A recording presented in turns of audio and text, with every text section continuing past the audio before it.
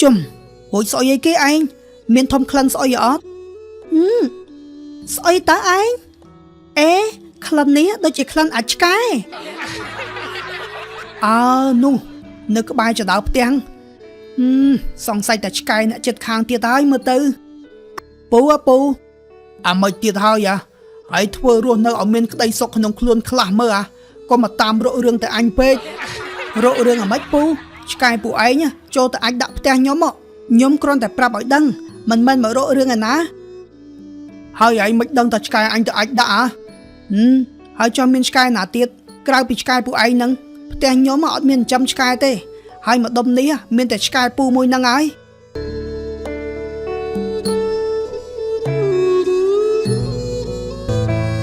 នៅក្នុងភូមិមួយមានគ្រួសារពីររស់នៅក្នុងភូមិក្បែររបងផ្ទះគ្នាថ្មីត្បិតតែជាអ្នកជិតខាងនឹងគ្នាតែពួកគេមិនដែលចេះត្រូវគ្នាឡើយពីមួយថ្ងៃទៅមួយថ្ងៃតែងតែមានរឿងឆ្លោះគ្នាមិនចេះចប់មិនចេះហើយវូចវាទៅណាវាអាម៉េចបានឃើញតែមួយអញ្ចឹងឯងឯណាមន់ខ្ញុំខ្ញុំមិនដឹង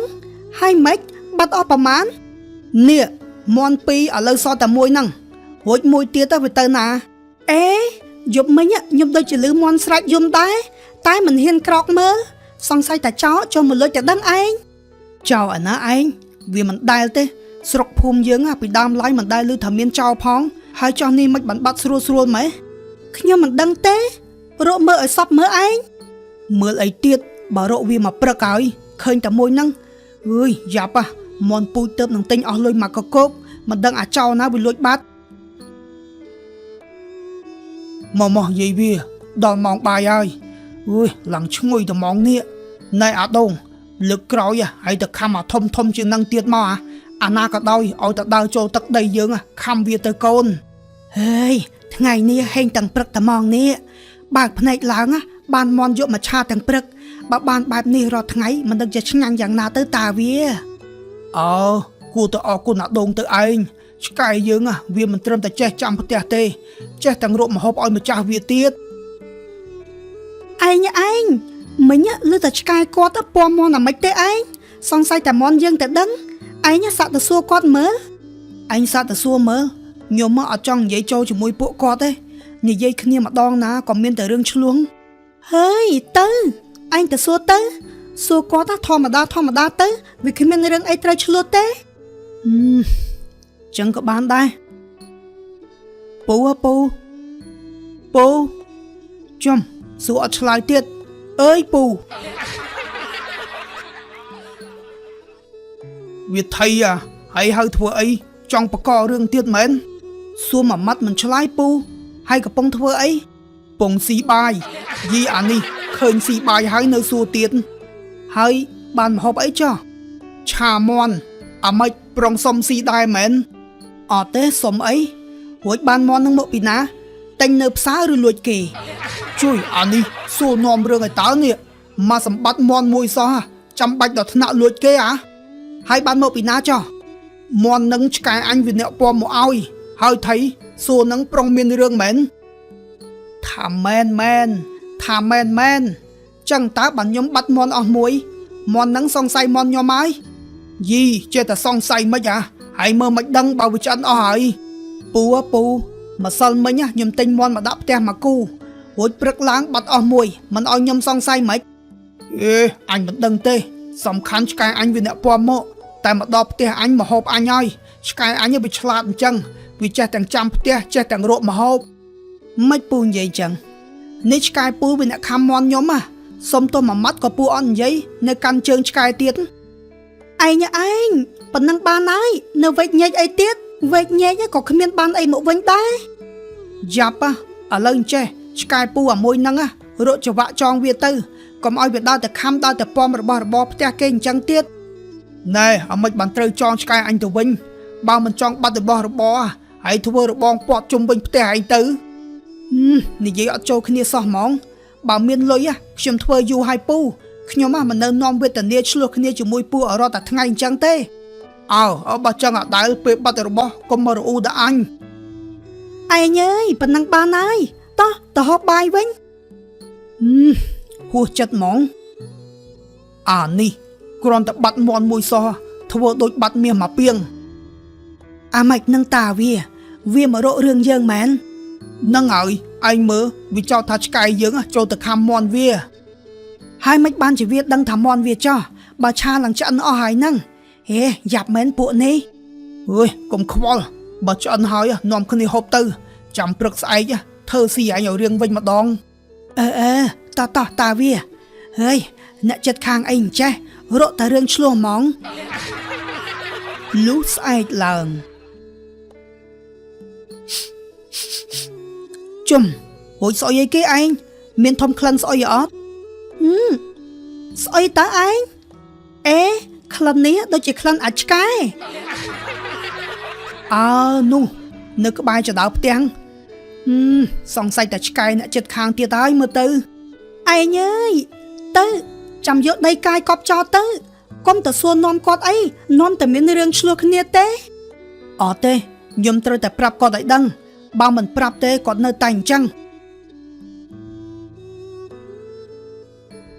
ពូ